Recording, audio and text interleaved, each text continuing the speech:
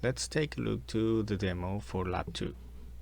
The first thing we need to do to complete Lab 2 is check that the output of the system is correct, meaning that you are transmitting the word you have written on the string location, on the string LUT. To check that, we are going to use the logic analyzer. The logic analyzer is an instrument. Its input A0 is connected to the output of PA5, where you have your LED connected. When you use this as a measuring instrument, it's quite similar to an oscilloscope, but it allows you to check for digital signals. So how it works? First of all, you should click play and pause. The logic analyzer window will show up. If it does not show, you can open it through the debug menu, VSM logic analyzer. Let me walk you through the logic analyzer interface quite quickly. So here we have the activation constraint that we can put on every signal that we have. If we have the activation slider to the left, we don't care about that signal. So that signal does not trigger the logic analyzer at all. Here we are going to trigger the logic analyzer when the signal is 0 level. Here in the rising edge transition, the logic level high, and the falling edge transition. Here you're going to see the data for each of the input signals, and you also have up to 4 buses. But we're not going to use any of those, so we're just going to use A0. The logic analyzer has a trigger section here. So the trigger section, first thing to notice is the buffer. So you have the buffer that you can see, because obviously not all the input points that the logic analyzer will record fit within the viewer window.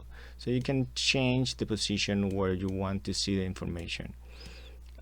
The other thing important here is that you can use cursors to measure things inside once you have data plotted here, and you have the capture button. The capture or arm button is the input that allows you to trigger or arm the interface or start capturing. So what happens in general situations is that the logic analyzer has a buffer in memory, and that buffer, it's been filled up with information coming from the system previous to the trigger condition.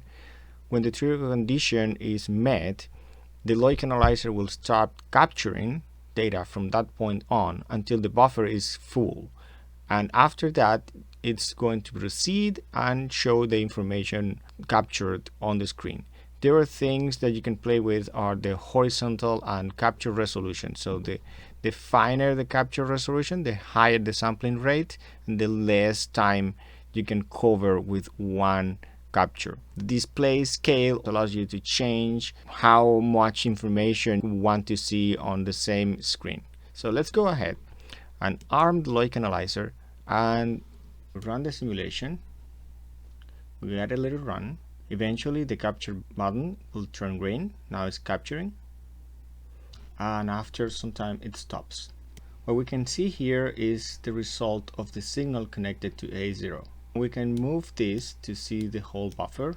There are several transmissions of the same message. So the message I'm transmitting is bird. So this is the B, this is the I, R, D, and S. The capture is centered on this position, and the reason for that is because the logic analyzer will capture some data before it triggers and after it triggers. And what I need to do is to go on my table and say what the B character is. So the B character is a dash and then has 3 dots. So I come here and I check that out. So I have 1 dash, 3 dots, I is 2 dots. So I is 2 dots. R is dot dash dot. R is dot dash dot. So I know at this point that my transmission system is likely to be operating correctly. So that is correctness of the output. Now we need to also check correctness of the timing. To check correctness of the timing, you need to fix the delay constant so that you have a unit. I set mine to 50 milliseconds. So the first thing I'm going to do is to check that my unit is 50 milliseconds. I can do that by checking a dot. So a dot is 1 unit, and in this case you can see it's 50 milliseconds. The space in between character elements must also be 1 unit, so this is also 50 milliseconds. So we know that our timing subroutine is working well. So the other thing we need to check is that the dash is 3 units, so it's 150 milliseconds, and that the space in between characters is also 3 units. We have that checked out too, 150 milliseconds, and the space between words has to be 7 units. And so this is 350 milliseconds. If you divide by 50, you also get 7 units. Now, something very important to keep in mind is that you do not have to have a specific unit. So you can specify the units you want. In the physical lab, we will ask you to write a unit that is 500 milliseconds in length, because we humans need to check and watch this LED turning on and off and figure out what the character is. But with the logic analyzer, we do not have to meet that constraint. Actually, if you put 500 milliseconds for your unit, you are not going to be able to see that on the logic analyzer, because it does not have that much depth to cover 500 milliseconds units.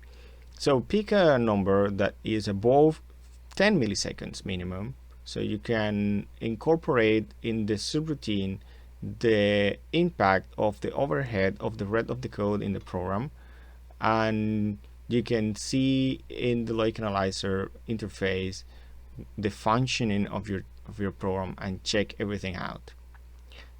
That is all I wanted to say about how to check that your system is producing both a correct output and a time output.